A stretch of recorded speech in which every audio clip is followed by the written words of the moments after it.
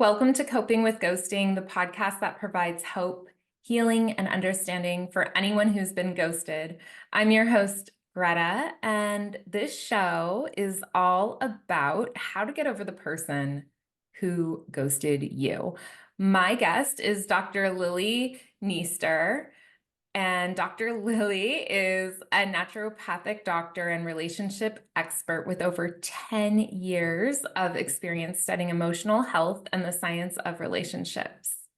After earning a BS in Neuroscience and Psychology and graduating as valedictorian with a doctorate in Naturopathic Medicine, she now helps people heal from breakups and overcome unhealthy relationship patterns.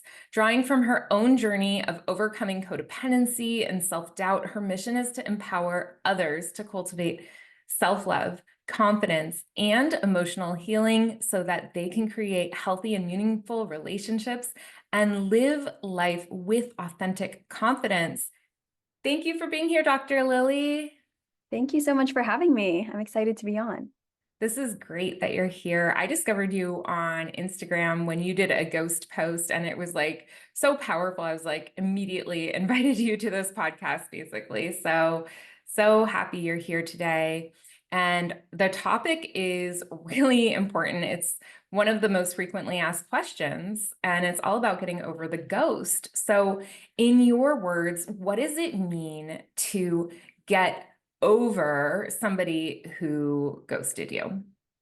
Yeah, I think some people feel like getting over the ghost means that they no longer ever think about them, like all of their memories of them are wiped or something like that. But I think that what it really means to get over somebody that's ghosted you is that the emotional negative charges toward that person have been like neutralized. So you don't have those strong feelings of hate or anger or sadness or shame or even like guilt around whatever happened within that situation. And so everything is just neutral and you can appreciate the relationship that you did have. You're no longer um, frustrated or, like I mentioned, the other emotions about how the relationship ended. And you can just appreciate what it was in the past without feeling emotional about it. Okay, so sometimes there's moments when I miss my friend who ghosted me and I miss her daughter. It's really hard for me. I feel like I've grown around my grief, but I wonder if the moments of missing this person, almost to the point of tears, do you think that a person's over somebody who ghosted if they experience that?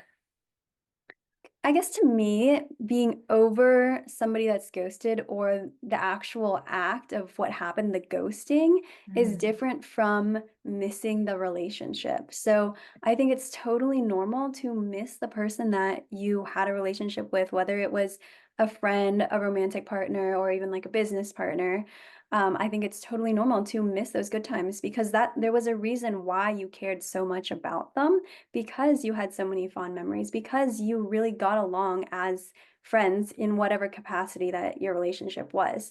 So I think it's totally normal to feel sad still about the things that you kind of lost and the life that you imagined that you would have with that person that's no longer there. Yeah. So I feel like I'm, quote, over the ghost, my friend who ghosted me. And then I just have moments of missing her, which is normal. And so if somebody's experiencing that, they could feel like, okay, well, I've done the work, kind of the healing work, and I've moved forward in my life. And yet this is okay, right? Like it's kind of just not something to be concerned by, right? Right. It's not, as long as you're not getting stuck in the past, you're not dwelling on it, it's not happening, super frequently, and it's not interrupting your daily life and your current happiness, then I think that still means that you've healed and you've moved on. It's kind of just like any other relationship that you may have lost, even if it wasn't a ghosting situation, you may still think back and miss those fun times. And that doesn't mean that you're not, you're still in the thick of like healing from it. Okay, perfect. I'm glad we really clarified that because I think some people might be a little confused by this whole concept of getting over someone. And In romance, many people say that being ghosted is actually even harder to get over than a regular breakup or a divorce. And why do you think that is? Yeah, so another thing that I was going to mention just for the last question was like you mentioned, it is a grieving process. And so just like losing a loved one to death, you'll still have to, adjust your life to that missing person.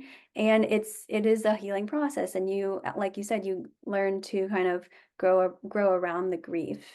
And so that's kind of like how it is, going back to this question with the ghosting compared to if it was a divorce or a formal breakup, is that it is almost like they died because they're suddenly gone. You don't get your questions answered. You don't even get a chance to try to convince them or persuade them or figure out what it was that maybe you did wrong. And I'm not saying that you did anything wrong. And I think that's a big part of why it hurts so much is because you get no explanation. So a lot of times we'll take it on ourselves, we'll take it personally and think that it must be something wrong with us. And it triggers those abandonment wounds. And so that's why it's also a little bit different from losing a loved one to death, because death in general, as long as we didn't kill them, we know it's not our fault. We know it's just a part of the process of life. And we don't take it personally because we're not attached to it in that way. But with ghosting, we think it must be a direct reflection of ourselves or something that we did. Yeah. And with divorce and death, you're gonna get this like kind of normal ceremony around things. Like there's a ritual. People are having divorce cruises, they're having divorce parties. There's in the Jewish tradition, they sit Shiva. There's so many rituals around after people get burials and services and memorials. And with ghosting, there's really no formal ritual. Yeah, you're so right. And also, like with divorce, that's a very long process. I haven't gone through it myself, but from my understanding, it's like usually there's a long lead up to one person initiating or both people initiating the divorce. And then there's the whole process, the legal process of going through all of that. So there's a lot of time to be able to process the emotions and the feelings around it. And you get the opportunity in the divorce, and if it's a regular breakup, to discuss the ending of the relationship or to get the closure that you're looking for. Or a lot of times people will try to persuade the other person to stay. So you feel like you have a little bit more control in that situation. Exactly. And a lot of people feel like they can't get over the person who ghosted them because they don't know why this happened. They never received an apology. What are your thoughts on this? Yeah, I think a really important question to ask is, what is it that you're hoping to get from the apology or get from the explanation? So, for example, if they tell you that it had nothing to do with you, that maybe they had a family member die, or they lost their phone, they lost all their contacts, and I don't know, it was some crazy situation in which they could not contact you. So suddenly there's a reason, and it's showing you that it's not you. Um, you feel so much better, right? But in the other context is, what if they do tell you it was something wrong with you? What if they tell you that you did something wrong or they don't like something about you? What is that going to change? Are you going to change yourself for them? I think it's one thing if maybe you made a mistake or you hurt their feelings. But even if you hurt their feelings, a healthy person should be able to communicate that back to you, and you can work on that and move forward together without just completely ghosting and saying, okay, I'm done. I'm going to walk away now. No explanation given. So you have to ask yourself, is that the kind of person? Are they of the maturity that I want to have a long-term partnership with, whatever context that is? The other thing is, if they tell you it is something about yourself that they don't like, one, you're not going to be a match for everyone. And two, are you going to change that thing about yourself? Are you going to go from showing up as the authentic version of you to just trying to be something that somebody else likes? And I think it is so much healthier and better for you to show up as you truly are rather than to mold yourself into trying to fit into whatever the person is that this other person wants you to be. because you're going to end up unhappy in the long term. Yeah. And the person who hurt you isn't going to be the person that's going to heal you either. Yeah. And there's like this story, or I don't know what it is, like a little story or riddle or something like that, where it's like the two people that are walking around with like the giant masks on, or it's like an image that I'm thinking of. Or there's another one where it's like people with blue skin. Do you know what I'm talking about? No, I don't. Okay. Well, there's an image of like a person, there's two people and they have giant masks and they just walk right past each other because they're both pretending they're hiding behind a mask. And I think Mm, the other story is like you have two people with blue skin, but they always hide themselves. They hide who they really are, so they never find each other. And so I think that's the same thing that goes with this. If you're gonna mold yourself to be the person that this ghoster wanted you to be, then you're never actually going to find the right person that matches and complements you the best. So it's in a mm. way, it's kind of blocking your own blessing. It's blocking the real happiness that you're looking for. I hear you. My high school ghost started writing a list of things that she didn't like about me. She kind of listed them off to me before she ghosted me. And at the time, I took that very, very seriously. And I like kept that list. I was like, oh my gosh, I'm so flawed and I'm so messed up. And like, I don't even remember what was on it, but that's so abusive. Incredibly. That's Yeah. just intentionally trying to hurt somebody. Yeah. So then the question goes back to why is it that you want this person's approval? Why would you want to keep somebody that is willing to do that in your life? And it also goes back to confidence. Like, are you confident in the person that you are? Are you confident in your qualities? Maybe somebody doesn't like that you are super talkative or you get so excited about buttons or something like strange like that. Like maybe you have odd quirks, but that's a part of who you are. And so why would you try to dampen that?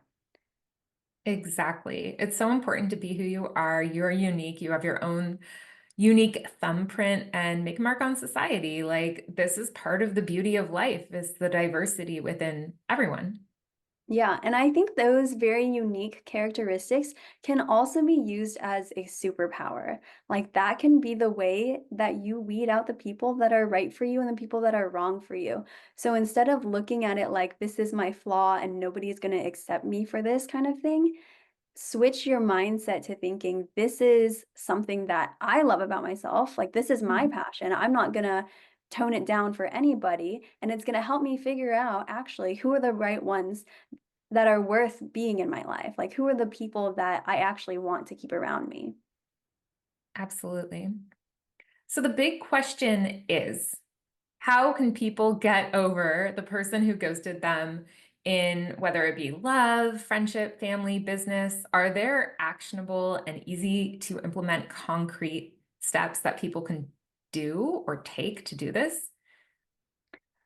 Like any breakup or ending, ghosting, it's all going to be a healing process. So, the first step is really allowing yourself to feel your feelings. Like, I think it's important not to get stuck in and dwell in the feelings, but it is okay to feel them. And so when we feel them, that's how we actually don't get stuck in the dwelling mode because we're allowing them to rise up and then be released from us. So allow yourself to be angry, allow yourself to cry and be sad, and also like imagine that as a purging for you. Imagine it as like this is how I'm able to let go of all of these emotions that are coming up. So I think that's the first step. And then the second step is you're allowed to get closure and give yourself closure. So I think that if somebody has ghosted you, every situation is different, but I think if somebody has ghosted you, you can, write a formal text or email or however you're contacting them and just, you can point out, "Oh, hey, I noticed like you didn't respond to me." I think that's the first thing is to make sure that they're actually ghosting you, right? Or if they just are busy and they totally forgot or maybe they thought they responded to you and they didn't. So, yeah, you can have a formal reach out and then you can give yourself closure by sending that closure message. So, in that message, you can include like, hey, this is how I'm feeling. I'm very grateful for the time we spent together. I understand if, you don't want to continue this connection, and I wish you the best. Something like that. And that can provide yourself that sense of closure that you feel like you need. And it's up to them whether they're actually going to respond to that or not. But in your mind, that can give you peace in knowing that you did everything that you could. Yes, I love that. And I have a free guide on my website, copingwithghosting.com, under the free section, which is text that you can copy and paste to literally send to your ghost. And it walks you through exactly what you just discussed, which is at the beginning stages of how do I know if I'm being ghosted, what to do to casually check in, and then how to send that text for yourself that states that I haven't received what I need from this relationship. This isn't what I'm looking for. And so I'm moving on. And to say it like I'm done and to kind of take your power back in that phrasing of it, like, you're not communicating with me. And so I'm walking away now. Yeah, exactly. That's so helpful to have those text scripts. And it gives you the sense of like, I'm taking my power back. And it's not in the sense of who has more power in the relationship, but Right. you're choosing to walk away from a connection that's not helping you anymore. Like, you don't want to be stuck and tied to this energy that is just making you feel bad and making you feel like, what did I do wrong? And questioning your self-worth, which is something that won't happen as much if you do have that initial confidence from the beginning. But sometimes, Mhm. you have to take a step back in order to be able to heal on your own. Mhm. And I think it also kind of goes back to that ceremony situation that we talked about is like with divorce, you have all the legal stuff. With the breakup, you have usually a conversation. And so it can provide that sense of like finality for you. And I think there are other ways that you can do that too. Some people like to do cord cuttings.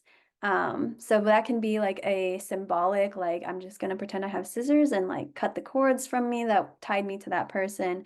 It could be, I think people use actual strings and stuff, and I'm not exactly familiar with all of the techniques. Oh, I am. Let me Are tell you? you, I've done many cord cuttings, and I'm glad you brought it up because I've never actually talked about it in this podcast. But there's many, many different types of meditations that are free. My favorite meditation app is called Insight Timer, and on there they do have cord cuttings where you close your eyes and you visualize cords, whatever they may be, whatever kind of cords you want.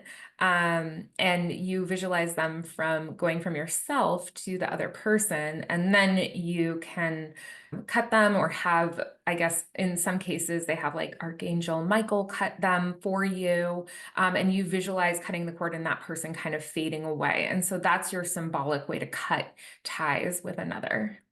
Yeah, that's really great. Another one I don't know if you know about is like candlestick burning. I'm So this not is familiar with that. something my roommates and I actually did this. Okay. Um, so you take like two candles and you put like, I think it was salt that you put around the bottom of it, and then you put like your initial for each candle and you light them. Oh, and there's a string that goes between them. And Okay. so you light them and you just watch them burn down, and every candle burns in a different way. And it's Mhm. supposed to be symbolic for not only your relationship, but also um, how you are handling the dissolution of the relationship. And so the way that the cord burns and like where it actually breaks and the way that the candles melt is all Mm. very symbolic. It does take a long time. Mhm. Like give yourself probably an hour for the candles to burn, Wow. depending on how thick and how tall they are. We use pretty tall candles, but it's also another good symbolic like ceremony that you can do to symbolize the ending of whatever relationship it was. And are these insect repellent candles?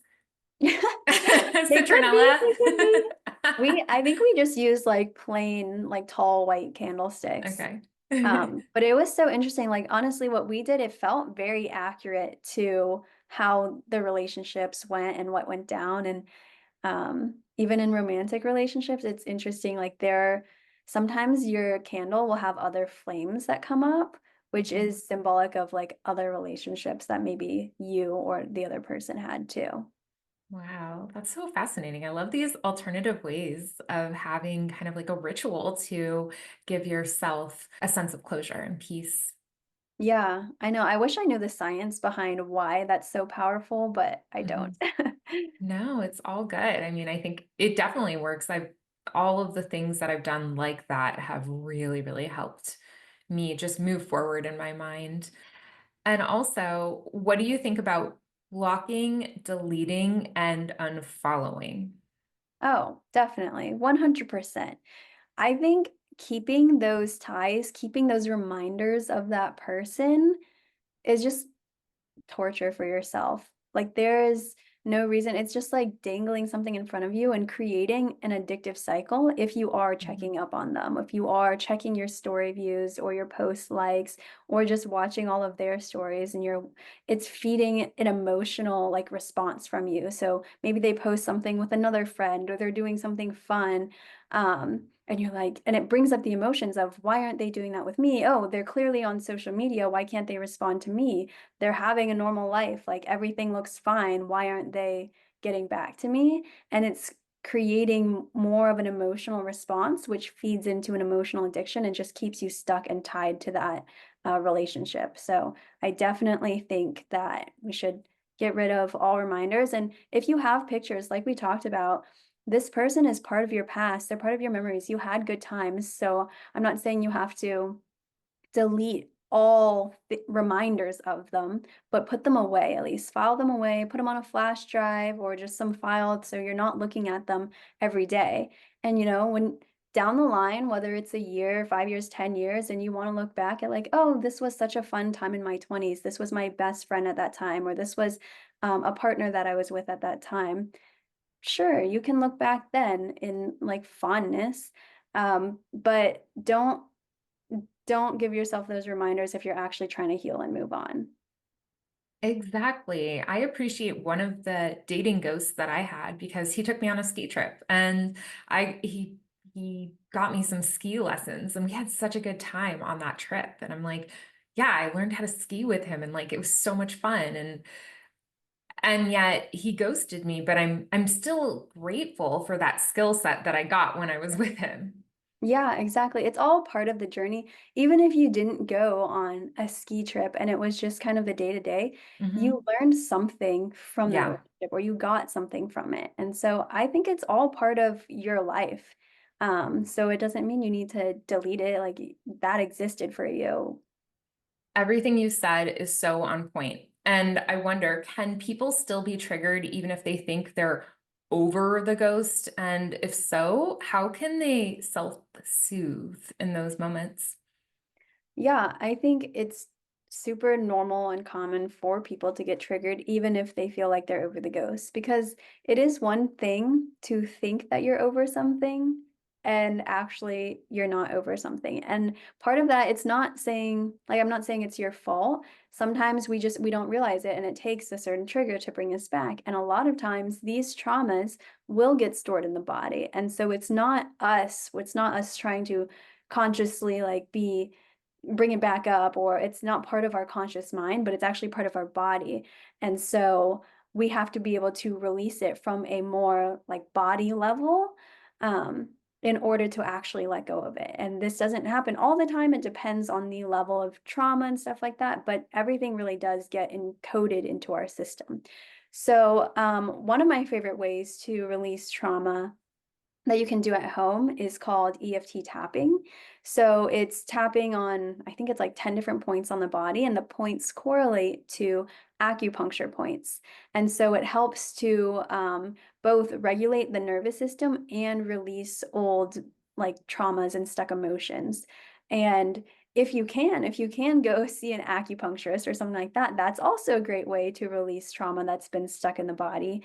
Not necessarily an immediate coping mechanism, but you can also do the acupressure points to help release things.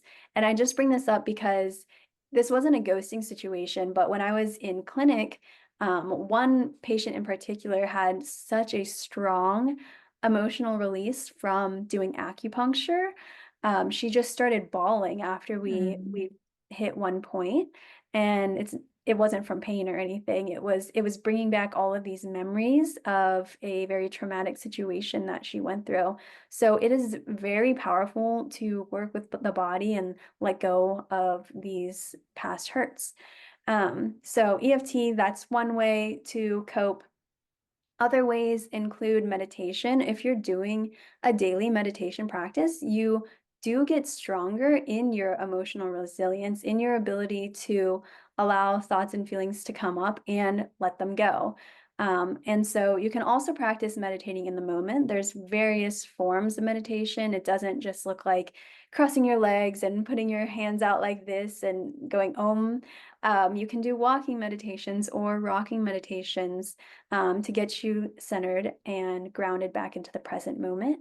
And then there's breathing techniques. So the physiological sigh, which is where you inhale to 75% or 90%, and then you inhale even more, and then you exhale strongly out through the mouth. I'm Yeah. doing it. I'm doing it right now. Why don't we all could we do it? Could listeners do it if they're driving? Yeah. Okay. Yeah. So inhale to 75%, inhale a little bit more, and then exhale out through your mouth. So that's a really good way to get your body back into a calm and rested state. So when we get triggered, a lot of times we may have, an overactivated system or feel anxious.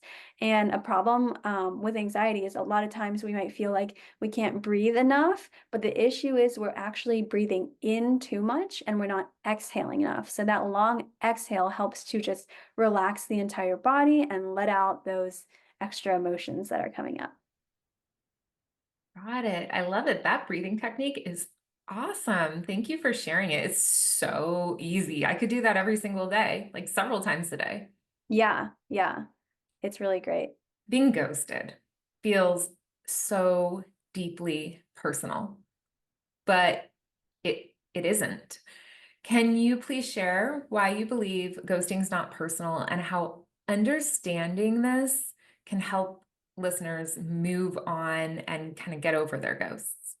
Yes. So ghosting is not personal. I know probably everybody has heard this before, but it's worth saying again, is that we have no idea what's going on in the ghoster's life. We have no idea what's going on in their mind. Sometimes they are too interested in you. They think you're too good of a person that they ghost. And so it doesn't mean that their actions don't mean anything about you. It's not something that you need to take personally. And I know it's one thing to say, don't take it personally. And it's one thing to actually feel it and actually feel like this is not a personal thing. So I think it's really important to get over that hump of like knowing this isn't personal and actually feeling like it's not personal. And I think one way to do that, at least one of my favorite ways, is to use a directed inquiry method, which is just what I call it. But basically, it's asking yourself directed questions as to why it's hurting you so much. What is it that you feel like is being triggered? What is it that you feel like is being missing? A lot of times, being ghosted will trigger an abandonment wound, which is very, very normal and common because we are, as humans, supposed to be social creatures and we want to be in groups. And so, even as children, this is really where it's the most important is that we need to make sure that we are safe and we're not going to be left behind to die. And so, especially as children, we will mold ourselves into whatever is necessary, into whatever role that needs to be played. This is where a lot of people pleasing comes from, in order to be safe, in order to ensure that our parents don't leave us so that we can survive. Because at that point, we are very reliant on them to provide us all of the necessary things it takes for us to grow up into fully fledged adults. So this need to belong, this need to be part of other groups, the need to have social relationships is ingrained in us. It is part of us. And so naturally, ghosting will trigger that wound, but we also have to remind ourselves that I think all of us are adults. And so we have to remind ourselves that we are safe. We can take care of ourselves. Our body thinks that we are in danger, but we have to remind ourselves that no, we are safe. We can handle this. Them leaving is not a threat to our personal safety, or our ability to continue through life and thrive and be happy. And so we have to remind ourselves that. And going back to kind of like the mind body techniques we were doing, another one is called the heart hold. So you can put one hand, sorry, I put my right hand on my heart and your other hand on your stomach. And you take a deep breath in to your stomach and exhale through your mouth and say, I am safe. I am safe. Yeah. Very simple, but it's also just a really good reminder for yourself. And just asking yourself again, like, what is it that I feel like I'm missing? What is it about them leaving is triggering me? What is it? Usually it's this idea of I'm not enough. But we have to ask ourselves, is that true? Is it true that we're not enough? Can we be enough and somebody still leave us? Somebody still not want to continue a relationship with us? Yes, that is very true. And so, again, it goes back to there's so many reasons why somebody might leave. And just because they don't want to or can't maintain the relationship right now doesn't mean that we are any less worthy of having a relationship with somebody else. And this is exactly why your Instagram handle is at confidence.reclaimed, because you said that so beautifully. And that's exactly the type of information that I love that you share online. Thank you. Yeah, because it really does come from this innate and authentic confidence. Let me say that and authentic, just so we know it's not inauthentic. Because when we were babies, we came out the most confident that we ever are in our entire life, probably. And we can get that back. But we come out of the womb, we cry, we say, I need this, I need that. Hug me, hold me, take care of me in all of these different ways. And we don't care what anybody else thinks. We just know that we have certain needs that need to be met. We're going to express ourselves in certain ways. We're going to, make little goo goo sounds and funny faces and stuff, and we don't care. And so, if we can get back to this ability to be that authentic self of ourselves, and I'm not saying go be mean to people or don't care about, belonging at all in any way, because I think that is an innate need that we all have. But if we're able to tap back into that authentic nature of ourselves and know that no matter what anybody else does, we will be okay, then we can live a much more peaceful and confident life. I love that. Do you have anything else that you'd like to share about ghosting or being ghosted? The only other thing that we didn't touch on that I know you talked about on your Instagram page this week was, why does it hurt so much? Like, why is it that the ghostee is the one that has to deal with all the pieces that are left behind, and the ghoster can just continue on with their life as if nothing happened? So one thing that I know you share all the time is we have no idea what is going on through the ghoster's mind. We have no idea what's happening in their life. They can still feel the emotions of guilt and shame and everything else associated. So we don't know if they're actually happy. We don't know if they're just living life as normal and they're not thinking about you at all. And they can just, do whatever it is that they want to do. They could still be hurting inside too.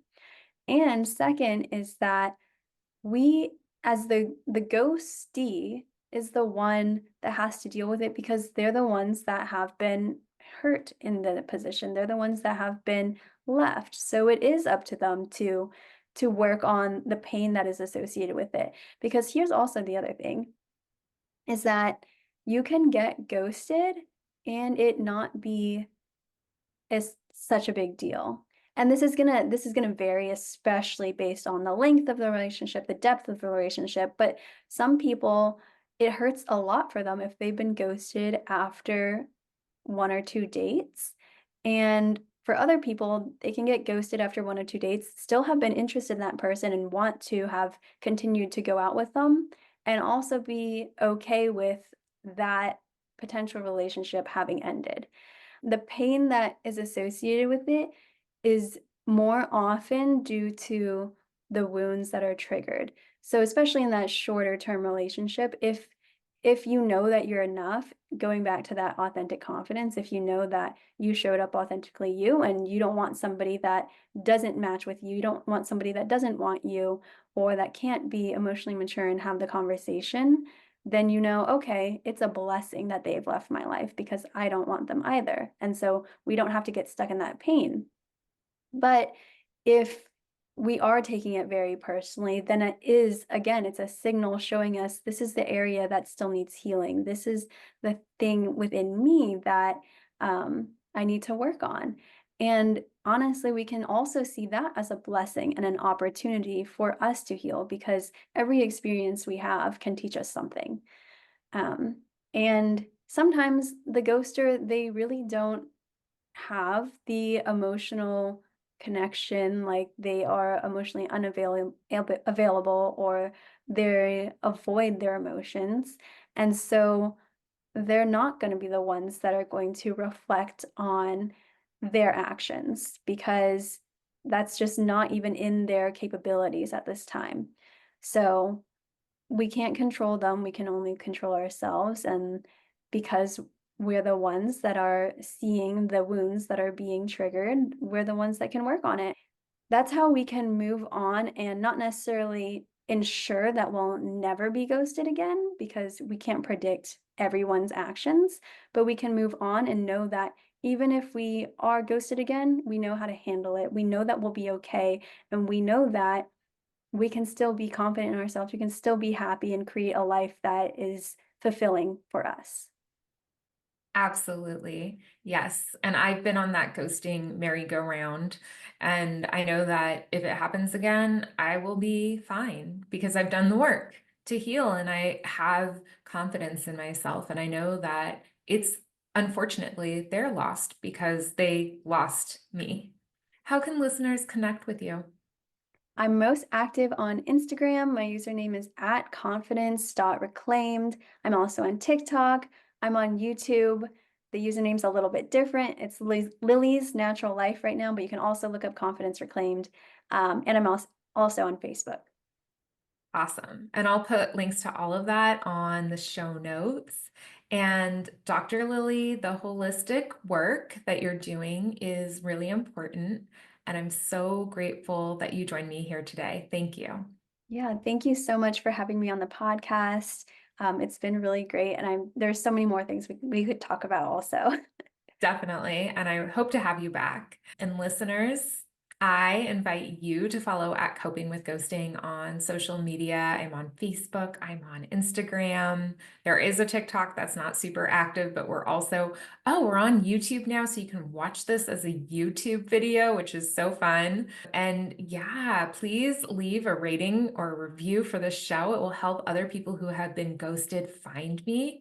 And remember, when you're ghosted, you have more time to connect with yourself and people who have stellar communication skills. You deserve the best.